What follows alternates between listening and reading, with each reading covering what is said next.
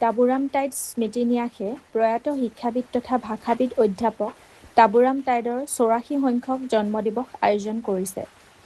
এই অনুষ্ঠানত বঁটাপ্ৰাপকসকলৰ বিষয়ে ড কিনফাম সিং নংকিনলিখ। বঁটা: অধ্যাপক তাবুৰাম টাইড সোঁৱৰণী সাহিত্য বঁটা লাভ কৰিছে। পৰিচয়: তেওঁ শ্বিলংস্থিত উত্তৰ পাৰ্বত্য বিশ্ববিদ্যালয়ৰ ইংৰাজী বিভাগৰ অধ্যাপক তথা খাচী আৰু ইংৰাজী সাহিত্যৰ বিশিষ্ট লেখক।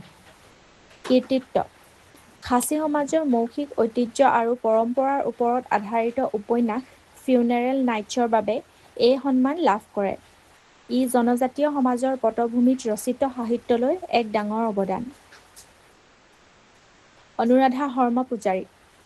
বঁটা: তেওঁ উপন্যাস সম্ৰাট ৰজনীকান্ত বৰদলৈ সমন্বয় সাহিত্য বঁটা লাভ কৰিছে। পৰিচয়: তেওঁ সাহিত্য অকাডেমি বঁটাপ্ৰাপ্ত বিশিষ্ট সাহিত্যিক তথা সাংবাদিক।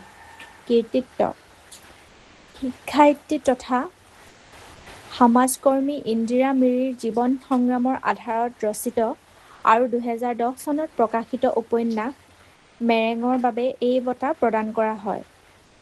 এইখনে বিভিন্ন জনগোষ্ঠীৰ মাজৰ আন্তৰিক সম্পৰ্ক আৰু সমন্বয়ক প্ৰতিফলিত কৰে।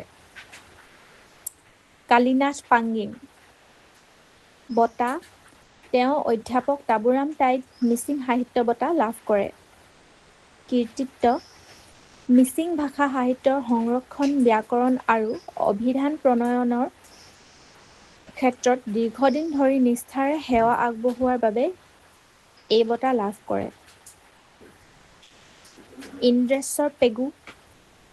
বঁটা: তেওঁ অধ্যাপক তাবুৰাম টাইড মিচিং অনুবাদ সাহিত্য বঁটা লাভ কৰে।